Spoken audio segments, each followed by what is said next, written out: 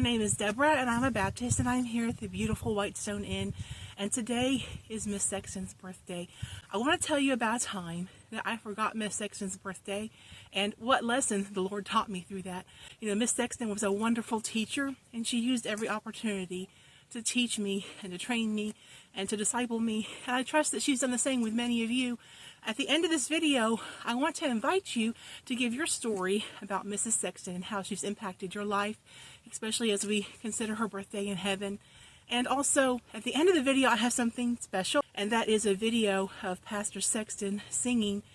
Pastor Sexton sang a song to me in front of the whole church, and a lot of people didn't know that he was doing that. But it was a very special thing that came as a result of me missing Miss Sexton's birthday. Pastor and Miss Sexton had a profound influence on many people's lives, and that is because they chose to invest in us, and they chose to invest in me.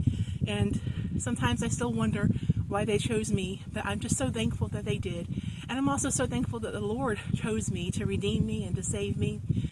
When I came to Crown College in 2010, I was saved a year and a half. I was a new Christian. My mother had just passed away from cancer, and I got custody eventually of my little sister, who was about 12 years old at the time, about a year after I came to Crown College as an off-campus student. I was 27 years old when I came to Crown College, 28 years old when I won custody of my sister, and I raised her through Temple Baptist Academy all through middle school and high school. But what I didn't know was I got a scholarship for 50% off of my sister's tuition for the academy all through middle school and high school. And I discovered that most of those scholarships for the academy were donated through the funds from Pastor Sexton himself. He used the funds from the publishing and things like that to fund the scholarships. So you can say that's one way Pastor and Miss Sexton invested in me and in my family and my sister's life. And I'm just so thankful that they had the heart to do that. Now, I had a few difficult years there, trying to work 2 jobs sometimes, trying to take classes part-time, raising my sister. And Pastor and Miss Sexton knew that I struggled, and they took every opportunity to reach out and to help me. I also struggled with some things as I was growing in the Lord, and I had some growing pains spiritually.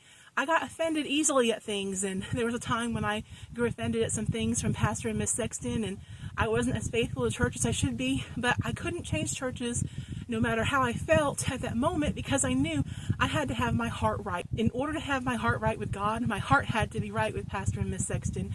So the Lord was able to help us work these things out. And I often say this, the ministry of reconciliation belongs to the Lord. He seeks first to reconcile us to himself through his Son, and he seeks to reconcile us one to another. And I'm so thankful to the Lord for his ministry of reconciliation. He can take any kind of relationship that's broken and make it even more beautiful than it was to begin with. And I got to live that and experience that with Pastor and Mrs. Sexton. I didn't know how much Pastor and Miss Sexton loved me, but I began to see it over the years more and more and more, how they invested in me. Miss Sexton knew that I wanted to be an altar worker. Pastor and Miss Sexton gave me other opportunities in ministry. I taught a Bible study in nursing homes. I drove a bus in the bus ministry, and eventually they gave me the opportunity to be a seating shepherd. And at one point, I was coordinating the seating shepherds for the whole church underneath Max. And I was just so thankful for the opportunities that they gave me. And then one day, Pastor and Miss Sexton offered me a job, and they offered me a job to work in their private publishing company, Crown Christian Publications. And Miss Sexton grabbed me and said, "I want you to sit next to me from now on." And I said, "Yes, ma'am, I will." I was thrilled to death that she wanted me with her, wanted me near her. And I didn't really understand fully at the time, but I began to understand that she was pouring in me and investing in me for something for the future. And I'm just so thankful that she did, and that Pastor and Miss Sexton saw these things in me. 2022 in January, I started working for Crown Christian Publications. And around that time, Miss Sexton had me sit next to her in church. And she personally just invested in me and taught me how to handle situations more graciously and how to understand what things people are doing, what they really mean, how to respond to situations, and when to be gracious, and also when to lay down the hammer. Miss Sexton knew when to lay down the hammer, and she did that from time to time. And I just miss my precious Miss Sexton so much. So Miss Sexton's birthday comes December of 2022, December 19th. And I remember it well. I was a little bit late for church. I'm a bus driver in the bus ministry, and by the time we got unloading and everything, and I got the bus parked and got to Sunday school, the announcements in Sunday school were over. And after that, during the regular church service time, I was a worker in the gospel class, and I had the wonderful opportunity to work with children in the gospel class, and I loved it. And so during that time, there was a special presentation for Miss Sexton in the Sunday school that I had been late for. There was also a special presentation for her birthday in the church service, and I didn't know about it because I was in my own little world. I was so busy with school Bible production and all these things, and I was just a little bit busy, a little bit overwhelmed, but grateful in serving the Lord. And Sunday evening comes, and I sit next to Miss Sexton, and after a while she says to me, "Debbie, did you know it's my birthday?" And I said, "Oh no, I'm sorry, Miss Sexton, I didn't know." And I explained it to her, and she was a little bit upset, but I apologized and I explained it to her.